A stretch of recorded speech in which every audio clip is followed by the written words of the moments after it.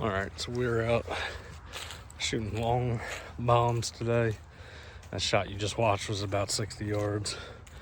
Gonna try a few 70 after this, but just get a little more comfortable with the longer shots after what happened this past hunt. So this bow is completely tuned up. Arrows are perfect. Everything's tuned the way it should. It's the only reason I'm even willing to shoot past 50. But you'll see why. I'm practicing here in a few. Not bad. A little low, but not terrible. So yeah, this hunt is, my wife videoed it off her phone, so it's not the best video quality. We went after the big 8, a deer I've been dreaming about for 2 seasons now. It's the first time I finally set my eyes on him. He's lived on the farm pretty exclusively November. That's about the only time he shows up. But yeah, we were able to decoy him into 48 yards. I put a less than ideal shot, let him sit overnight after chasing up the field so I could watch where he went. Find the arrow at like 400 yards, tracked him for another 200, never found him. The biggest thing I want you to see in this video is the shot placement. It was high. The worst part was it was forward. We're trained to shoot for the shoulder, shoot right up against that shoulder. And I understand why, but I think as a hunting community, we need to go just a touch back. Stop ingraining in everyone's head to shoot the shoulder, because I think it costs us more deer as a community than anything. Most of the deer that I help track is shoulder hit, are the ones we lose. So I don't care if you're using a fixed blade or expandable, a shoulder blade is no good. But all right, let's get to it.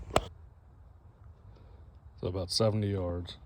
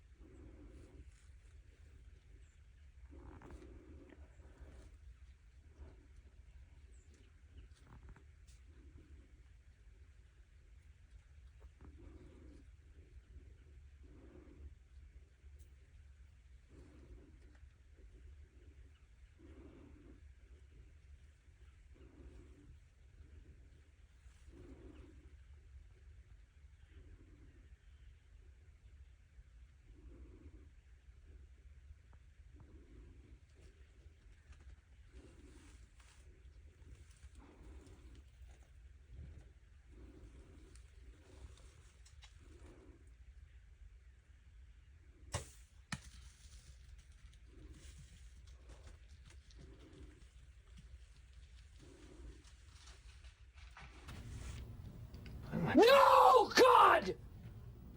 No, God, please, no! No! No! No!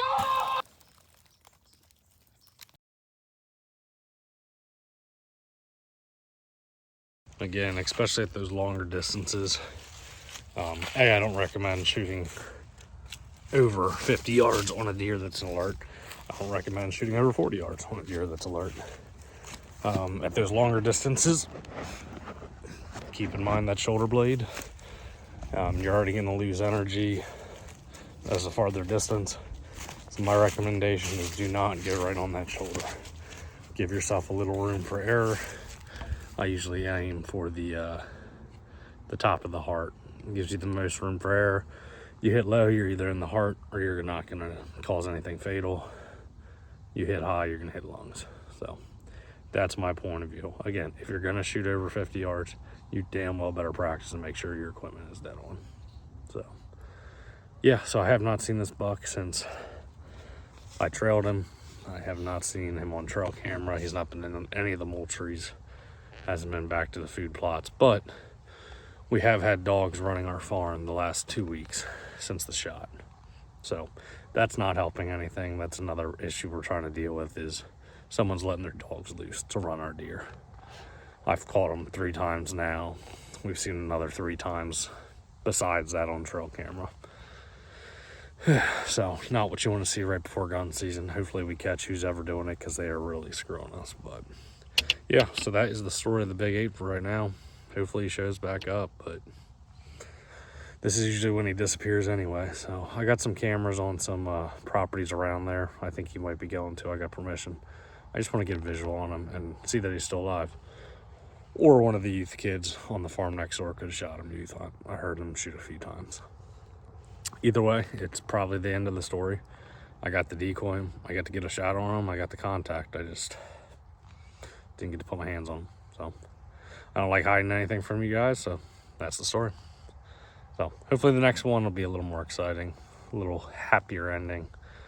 But all right, well, I'm going to get back to shooting and see you on the next one.